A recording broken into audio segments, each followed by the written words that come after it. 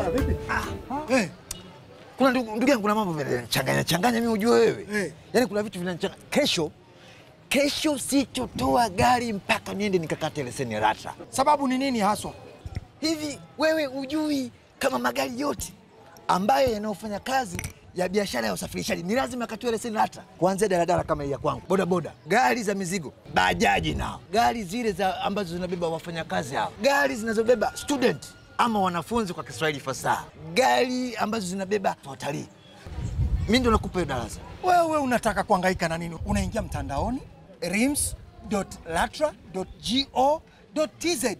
Rahisi kabisa, unafanya maombi yako pale. Ukishamaliza kulipia, utakaa baada ya muda utaletewa ujumbe kwamba leseni yako iko tayari. Haina longolongo, haina kishoka, haina kupoteza hela, haina kupoteza muda.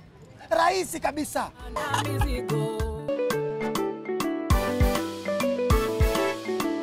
LATRA, mamlaka ya udhibiti usafiri ardhini. LATRA ni mamlaka inayojali huduma bora za abiria na sekta zinazohusika ni za usafiri ardhini kwa Tanzania. LATRA. Karibu mtazamaji katika mwendelezo wa vipindi vya usafiri na maendeleo vinavyoletwa kwako na mamlaka ya udhibiti usafiri ardhini LATRA. Kama ilivyoada, kipindi hiki kuletea ufafanuzi na elimu juu ya masuala mbalimbali yanayohusu sekta ya usafirishaji nchini. Jina langu ni Alicia Evans, nikusihi ambatane nami mpaka tamati ya wasa wa kipindi hiki. Karibu.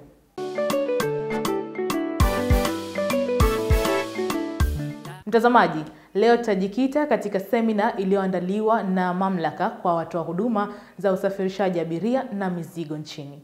Semina hii ililenga mada na mijadala mbalimbali yenye lengo la kuboresha shughuli za usafirishaji wa abiria na mizigo kwa wamiliki wa vyombo hivyo, lakini pia kwa mamlaka. Akifungua semina, mkurugenzi mkuu wa LATRA Gilead Ngewe aliwasihi watoa mada wawe wazi katika wasilishaji wa mada zao. Huyu hapa, tumsikilize. Semina hii itakuwa ni semina ya kwanza. Tujadiliane kwa kina, kwa uwazi. Wataalamu wapo, watatupa ya kitaalamu, halafu tuone tunaingizaje katika sekta yetu. Yapo mambo mengi ambayo yataelezwa leo. Kwanza, nadhani kuna mada ya sheria zikoje za usafirishaji hapa nchini. Wamiliki, watoa huduma wataeleza uzoefu wao ukoje, mbadilishane, na vile vile kutakuwa na mada ya utunzaji wa matairi na jinsi tunavyonunua matairi, ambayo nadhani kwa miaka mingi michache iliyopita tumesikia ajali nyingi zinasababishwa na matairi mabovu, na pengine sisi tunaotoa huduma hatujajua. Vile vile tutakuwa na mada kutoka kwa wataalamu, mabalozi wa usalama barabarani, ambapo wataeleza sera, sheria, kanuni za usafirishaji na usalama barabarani, kuyanisha eneo hilo. Kuwa na mada kuhusiana na usalama wa vyombo vya usafiri barabarani vinavyokutana na reli. Hili eneo niseme tu kwamba ni muhimu sana. Tumeshuhudia magari yakigonga treni. Baada ya kusema hayo, nawashukuruni sana kwa kunisikiliza. Uwasilishaji wa mada ulijikita katika sehemu kuu mbili, na kwa sehemu ya kwanza, mada zilizowasilishwa ni pamoja na sheria ya ushindani, uendeshaji wa biashara na usimamizi wa vyombo vya usafirishaji. Nikusihi ambatane nami kufahamu zaidi. Sheria ya ushindani inaitwa Fair Competition Act, sheria namba 8 ya mwaka 2003. Sheria hii dhumuni lake ilikuwa ni kushamirisha ustawi wa Watanzania kwa kuongeza na kulinda ushindani sawia katika masoko na kuzuia mbinu na vitendo hadaifu dhidi ya mlaji. Hapa tunamuita consumer. Kwa hiyo sheria hii, hata hizi sheria za udhibiti zimelenga kumlinda yule mtu wa mwisho kabisa. Kwa mfano hapa kwenye sheria kwenye udhibiti tunamzungumzia abiria. Ijapokuwa hata mwekezaji pia katika hizi sheria zetu anakuwa analindwa. Sasa tumeona wanamlinda mlaji ili iweje? Kwa kumlinda mlaji kunakuwa na ufanisi katika uzalishaji na usambazaji wa huduma na bidhaa. Pia kunapokuwa na ushindani sawia, kunakuwa na ubunifu, kwa sababu kila mtu anajaribu kujiongeza ili kuhakikisha kwamba anavutia consumers. Pia kuna kopo na utendaji wenye tija. Kama unakuwa hakuna ushindani, tunafanya vitu kimazoea, lakini kukiwa na ushindani, kila mtu anajaribu kujiongeza kila itwapo leo, ili kwamba aweze kuhakikisha anakuwa competitive sokoni na anaendelea kuwepo na anaendelea kushamiri. Vile vile sheria hii ina swala la kutunza mazingira. Hata sheria zetu hizi za udhibiti zote zinatunza mazingira, kwa sababu lazima kuwe na sustainable development. Tukiangalia hii sheria ya ushindani inazuia sana sana mambo matatu: matumizi mabaya ya nguvu ya soko, inaitwa abuse of dominance. Na ukiangalia sheria hii kwa kifungu cha 5(6) kina define kwamba dominance, mtu anaacquire vipi dominance. Dominance, ukiwa na 35% ya market share kwenye relevant market, wewe tunakuhesabu kwamba ni dominant. Kwa mfano, tukitaka kujua nani ni dominant kwenye soko la daladala Dar es Salaam, itabidi tuainishe boundaries za Dar es Salaam, yani kama geographical area, yani sehemu ya kijiografia. Alafu pia tutajaribu kuangalia na product. Je, ile substitutability ikoje? Vile vile sheria hii inakataza kuingia makubaliano baina ya washindani, ambayo ni njama, yani makubaliano ya njama. Na njama hizo zinapelekea kupanga bei. Kwa mujibu wa sheria hii ya Fair Competition Act, kupanga bei ni kosa kisheria, au kufanya collusive tendering and bidding. Vile vile kuna kitu kinaitwa collective boycott. Collective boycott inakuwaje? Collective boycott kwa Kiswahili cha kawaida tutasema mgomo. Washindani wanakaa wanakubaliana kugoma. Hilo ni kosa kiushindani, kwa sababu kila mtu tunategemea kila mshindani lazima awe independent. Mtu ambaye hataki kupeleka inatakiwa awe as an individual, lakini mtakapokubaliana leo hatupeleki magari, hiyo ni collective boycott. Kwa umoja wenu mmegoma kutoa huduma, hilo ni kosa kisheria. Vile vile kuna issue za output restriction. Unaamua badala ya kwenda magari 100 tunapeleka 20. Hiyo na yenyewe ni mbinu washindani ili kwamba, kwa sababu unajua kukiwa na magari 20 watu watagombaniana. Kwa mfano, mtu ni lazima aende huko anakokwenda, mwingine ana msiba au kitu gani, lazima atalipa bei yoyote. Pia kwa sheria hii inaangalia pia mambo ya inadhibiti ukiritimba, tunaita monopolies. Monopolies, kwa hiyo tuna kitu kinaitwa major notification. Pale kampuni mbili zinapotaka kuungana, mbili au zaidi zinapotaka kuungana, ni lazima zipeleke maombi Fair Competition Commission kwa ajili ya kufanyiwa analysis ya ile maombi yao, kwa sababu mtu mwingine anaweza tu ni njia tu, akiona kwamba JVC anafanya vizuri, basi ABC anamapproach, anamwambia bwana, mimi nataka nikununue, au mimi na wewe tuungane. Kwa hiyo ABC na JVC watakapoungana, kutakuwa na kampuni moja, kutakuwa hakuna kampuni mbili tena. Kwa hiyo inapobaki kampuni moja, anaweza akaanza kucheza na soko, kwa sababu mtu hana alternative.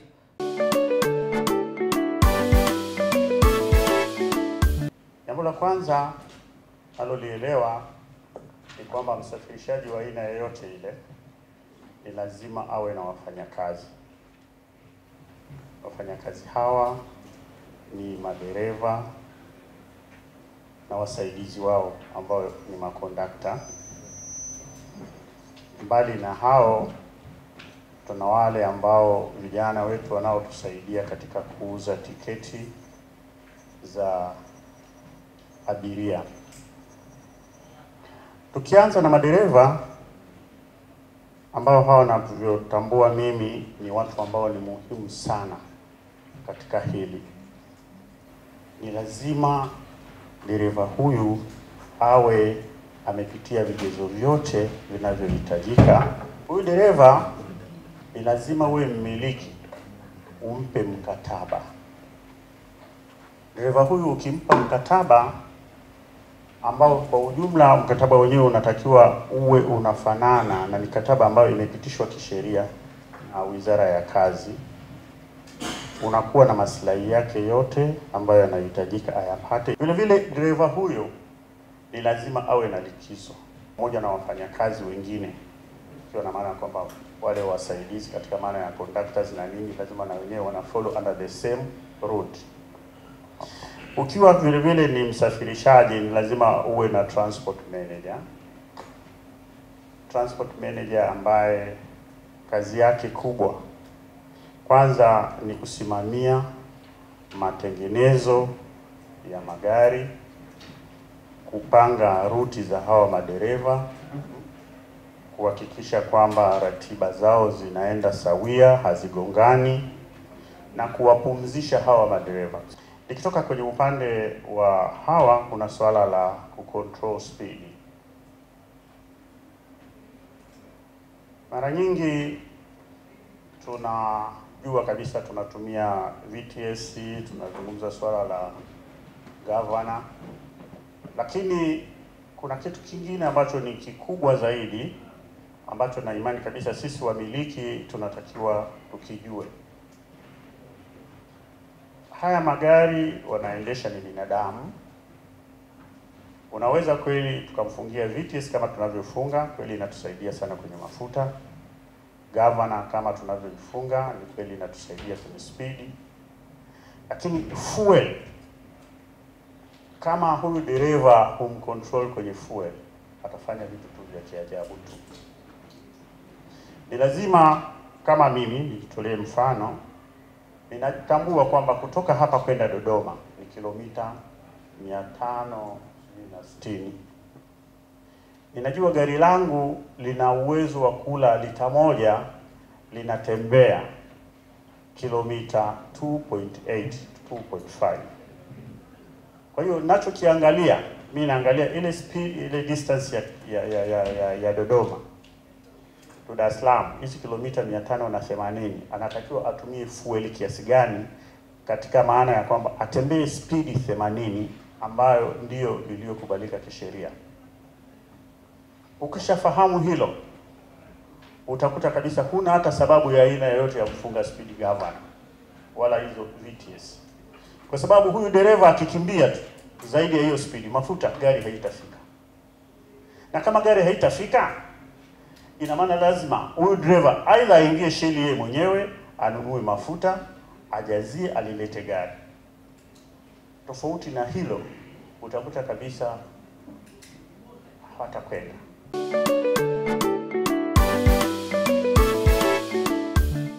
Ni muhimu kwa kampuni kuwa na dira na kujiwekea malengo, na wafanyakazi wote wajue misingi na maadili ya kampuni. Dhana ya usimamizi katika usafirishaji tumeijenga sisi katika nguzo kuu 3. Nguzo ya kwanza ni usimamizi wa dereva. Ndugu yangu Ngalo alieleza vizuri sana kuhusu swala la driver. Kwa katika hizi nguzo 3, nguzo ya kwanza tunaita driver management, yani usimamizi wa dereva. Nguzo ya pili tunasema vehicle management, yani utunzaji wa magari. Na nguzo ya 3 tunaita journey management, ambayo ni usimamizi wa mwenendo wa safari. Hivi vitu vitatu ukivizingatia na kuvifanya kwa ukamilifu, ni kwamba utafikia lengo lile la kufika salama. Kwa hiyo tunapoongelea usimamizi wa dereva, cha kwanza kabisa unajiuliza, huyu dereva unampataje? Unajua nchi yetu hatuna utaratibu mmoja wa kuwapata madereva. Dereva huyu unakuta amefundishwa na mjomba wake, huyu alikuwa taniboi, huyu alifanya nini. Tuna utaratibu tu wa kuwa na leseni ambazo zimewekwa, lakini utaratibu wa kuwapata madereva hakuna. Ndio maana sasa hivi LATRA katika kusajili madereva unakuta wanajaribu kusema okay, katika mlolongo mzima tutaangalia wenye vyeti vya chuo cha usafirishaji au VETA. Tunaona hao wako kwenye mfumo mzuri ambao unaeleka. Dereva inabidi umfanyie mafunzo. Wewe umewekeza, una kampuni ya usafirishaji, yule mtu unamuingiza kwenye kampuni yako. Una sera yako ambayo wewe inakuongoza, kuna vision ambayo mwenyewe unataka uifikie. Dereva lazima umpatie mafunzo ya ndani ya kampuni yako. Asije tu kama dereva umemwajiri leo unampa gari tu ondoke, hapana. Swala la mafunzo ni muhimu sana kwa madereva. Dereva wapewe mwongozo, kuwe na kanuni na maelekezo muhimu ya kuzingatiwa kwa madereva wote. Utaratibu wa makabidhiano ya gari ufanyike kwa maandishi. Kuna vitu muhimu sana hapo za kufanya. Ukaguzi wa utendaji kazi barabarani huo unakaguliwa mara kwa mara. kuwe na mawasiliano thabiti na ufuatiliaji wa utendaji kazi wa dereva. Mwekezaji au mmiliki anatakiwa pia afanye ukaguzi wa mara kwa mara wa kushtukiza, tunaita surprise check. Ni kwamba hiyo inakuwa haijapangwa. Unapopata nafasi inabidi uangalie eneo lako la kazi na ushtukize kukagua kama je, taratibu zote zinafuatwa. Alafu kuna mpango wa ukaguzi wa gari kwa kuzingatia umbali na muda kama ilivyoelekezwa na mtengenezaji. Tunaita preventive na routine maintenance. Gari umelinunua, mtengenezaji ameweka maelekezo pale kwamba kila baada ya kilomita 5,000 ili gari lirudi workshop, kuna vitu vya msingi vya kufanya. Kwa hiyo ni muhimu kuzingatia maelekezo yale ambayo yanaendana na umbali uliotembewa au muda. Matumizi sahihi ya kitabu cha kumbukumbu za gari na mwenendo wake, tunaita vehicle logbook, ni muhimu. Katika mafunzo dereva anafundishwa namna sahihi ya kujaza ile logbook. Inaeleza kumbukumbu zote muhimu za gari. Inabidi sasa uwe na namna ya kusimamia mwenendo wa safari. Cha kwanza kabisa lazima ufanye ukaguzi wa njia. Tunaita route risk analysis au general survey. Lazima viongozi katika kampuni, unajua sisi tunafanya biashara ya usafirishaji na maeneo yetu ya kazi, labda tuna mabasi. Kwa mfano ndugu yangu Ngalo anasema anakwenda Singida, kuna magari yanakwenda Mwanza, kwenda Kigoma. Lazima uongozi wa kampuni ujue huko unakokwenda. Lazima upate muda ufanye route survey ya ile eneo. Route survey inakusaidia kujua kwanza umbali wa hiyo safari, inakusaidia kujua maeneo hatarishi katika hiyo njia. Na madereva wanatakiwa wafundishwe kwamba unapokwenda safari hii, unakwenda Mbeya, utatoka Dar, utasafiri hivi. Ukitoka Mikumi kuna eneo linaloitwa Iovi, ni hatari mno kwa sababu kuna kona kali sana. Inabidi uwe mwangalifu. Kwa dereva anaonyeshwa video ambayo sisi tumefanya survey ya ile njia. Lengo ni kurudi kule namba 1, kufika salama. Tairi ndiyo sehemu pekee inayogusana na barabara katika gari. Je, kwanza mpaka hapo tuko sahihi na wote tunakubaliana na hilo? Kwa maana hiyo movement zote za gari, kwenda ni kwenda mbele, kurudi nyuma, kukata kona, kufunga breki, hizo movement zote zinafanyika na matairi. Je, hapo pia tumekubaliana?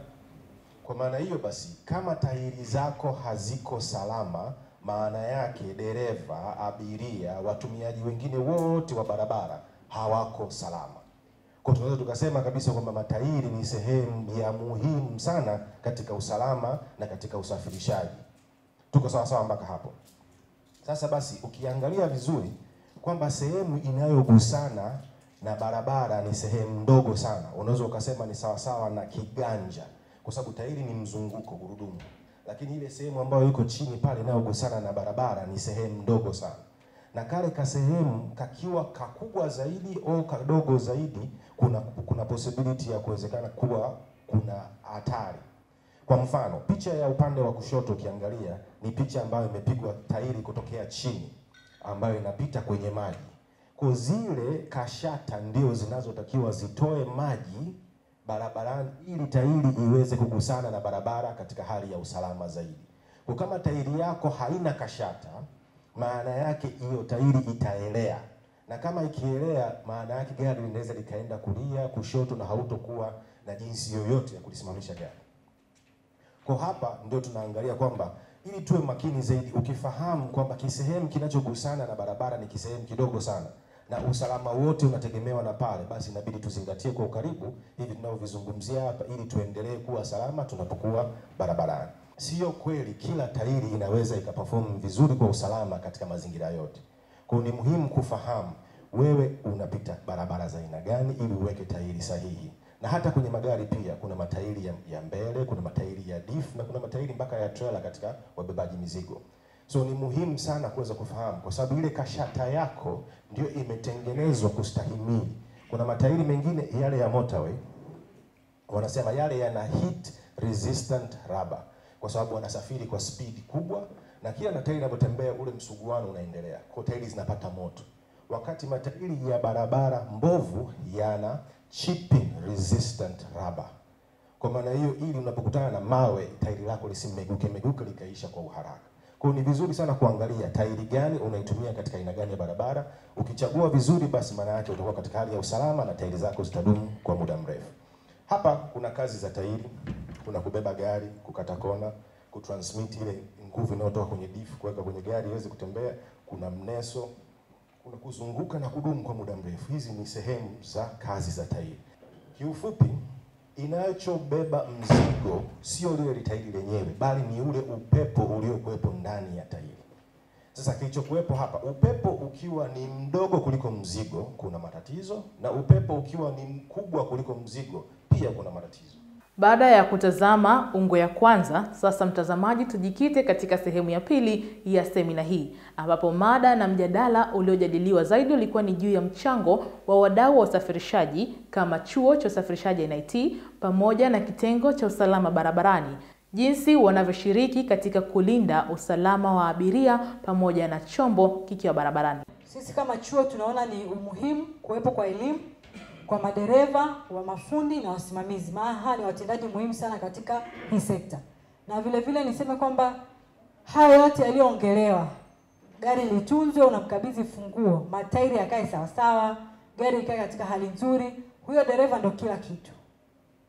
Kama hajakaa katika uelewa hivyo vitu vyote ambavyo anavitumia na hilo gari analoliendesha, na yale mahitaji mengine yote ambayo ni ya yeye binafsi, kuna mambo ya tabia zao, mienendo yao, maisha yao, mtindo wa maisha wanayoishi, vyote vinachangia kukwamisha biashara ambayo wewe umeitengeneza. Tumepokea mahitaji hivi karibuni katika ile eneo kutoka kwenye shirika letu la reli na kutoka LATRA. Nadhani wameshaona mahitaji yenu hayo. Niwapongeze pia kwa kuona mapungufu yaliyo katika soko. Chuo kimeshaingia mezani, tumeshaandaa mtaala tayari na vitendea kazi, tunasema manuals. Kwa hiyo tunategemea hivi karibuni tutaanza kutoa mafunzo kwa wahudumu wote wa kwenye mabasi ya abiria. Na haya mafunzo yatamfanya atakuwa na ubora ambao si kukata tiketi, si kumuingiza tu mtu, lakini kuhakikisha ni salama, pamoja na kutoa huduma ya kwanza, huyo mtu awe na uwezo huo, pamoja na kuhakikisha security akishirikiana na wale ambao wanasimamia kulingana na taratibu za serikali. Jaribu tu kuwapa ufahamu kwa wale ambao wanafahamu au wasiofahamu. Tunaelekea kwenye muunganiko wa nchi za Afrika Mashariki, Kusini na COMESA. Kwa hiyo sasa tunategemea kuwa na madereva ambao watakuwa na ubora kwenye kiwango cha ukubwa huo, sio kwenye level ya nchi pia. Kwa hiyo mitaala yetu, kwa mfano mitaala inayotumika na chuo sasa hivi ni mitaala ambao ni wa Afrika Mashariki. Mtu wa Kenya, Uganda, Tanzania, Rwanda na Burundi anatrainiwa na mtaala huu. Sasa hivi tumekubali kwenda kuwasikiliza watu. Kwa hiyo chuo kwa sasa huwa kinapokea mahitaji ya mtu binafsi. Wale wakufunzi watakuja kwenye ofisi yako na kampuni yako iliko, iwe Dar es Salaam iwe mkoani. Watakusikiliza una shida gani, unahitaji nini kifanyike, watakushauri nini unaweza kufanya kuboresha au kutatua tatizo lilopo, na watatoa mafunzo, watadesign mafunzo stahiki kulingana na kitu ambacho wewe unakihitaji.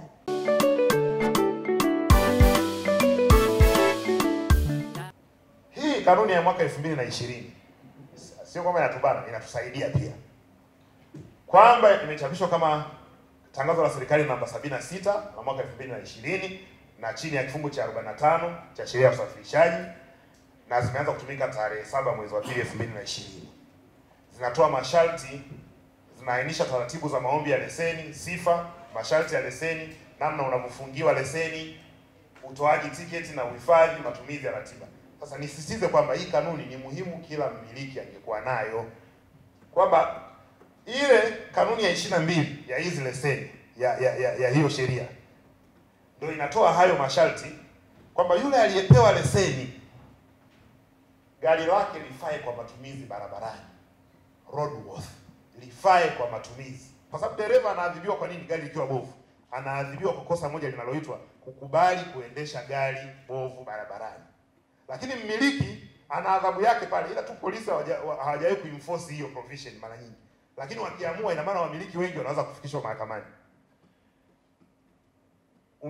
Inataka dereva mmoja asiendeshe zaidi ya masaa 8. Na ndio maana tunahitaji madereva wawili. Nimesummarize, lakini kuna kilomita ambazo zinatakiwa zikidhi pale, atoe taarifa sahihi na kutunza kumbukumbu. Gari liwe na kisanduku cha huduma ya kwanza. Gari liwe na vifaa vya taka. Wafanyakazi wake lazima wasajiliwe na mamlaka. Hii ndio mahitaji ya wale crew.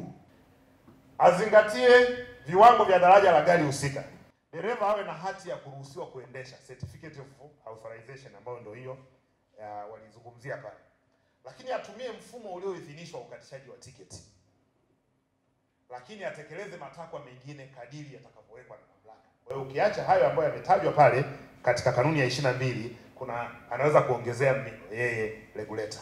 Pia kuna masharti ambayo yapo kati kulingana na wewe leseni yako ilivyo. Kwa mfano mabasi yanayokwenda mji kwa mji mwingine, ambao wengi ndio tunayo hapa. Sasa kwenye hawa masharti yao kwa kanuni ya 24 inasema dereva asiwe na umri chini ya miaka 25 na isiyozidi 60. Lakini pia gari liwe na VTS battery nadhani ndio ile nini? Logbook, mikanda, na litoe tiketi ya kielektroniki kwa abiria. Na gari litembee kwenye ruti iliyopangwa. Na mwenye leseni atekeleze masharti mengine kama yalivyowekewa na mamlaka. Sasa kama gari ni la kimataifa, mmiliki azingatie sheria za cabotage. Cabotage kuna makubaliano fulani ya kikanda. Kama gari la kwako linatoka Uganda linakuja Tanzania, kuna vituo kadhaa tu ndo utakavyoruhusiwa kupakia. Yaani usimpakie abiria anayetoka Morogoro kwenda Dodoma, na wakati wewe gari lako linakwenda Kampala. Azingatie wajibu mwingine uliotekelezwa na sheria.